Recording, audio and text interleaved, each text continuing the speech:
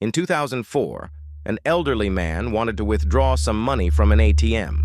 This simple routine act led to his death, and the strangest and most frightening thing in Japanese history was revealed.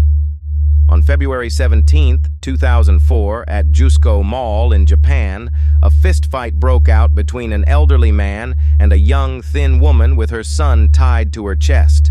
The woman shouted, "Thief!" The man was holding something, taken from her, tightly in his hand.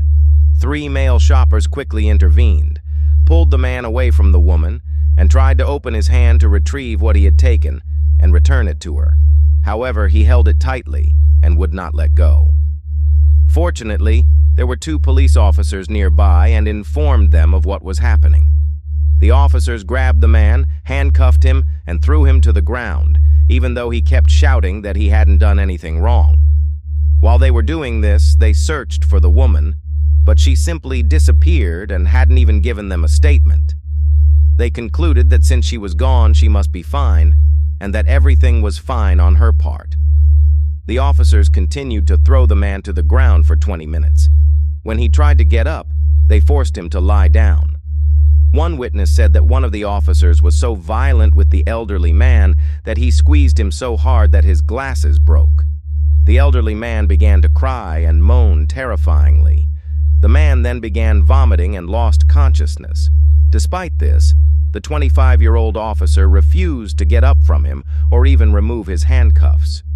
When more police arrived, they removed his handcuffs, called for an ambulance, and sent him to the hospital. But it was too late due to the extreme stress. His high blood pressure caused an irregular heartbeat, and he became brain dead. He died the next day. The police closed the investigation, stating, "The thief died and the woman left, so the case is closed." The matter did not end there. The family of the deceased man insisted that the police review the case and reinvestigate it again. The deceased man, a retired man from a chemical factory, currently works as a security guard, living peacefully with his family and grandchildren.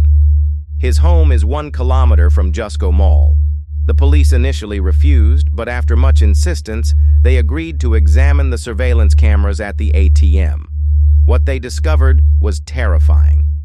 The camera captured this woman hovering around the ATM for 5 minutes before settling motionlessly in the corner of the teller booth.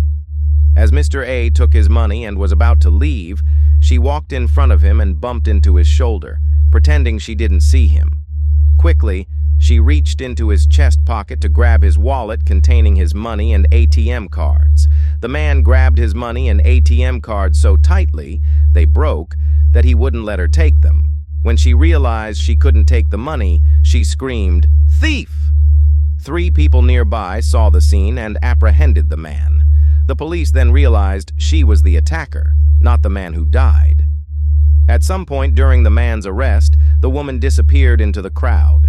Despite examining all the surveillance cameras around and inside the mall, the police were unable to see her or determine in which direction she had left.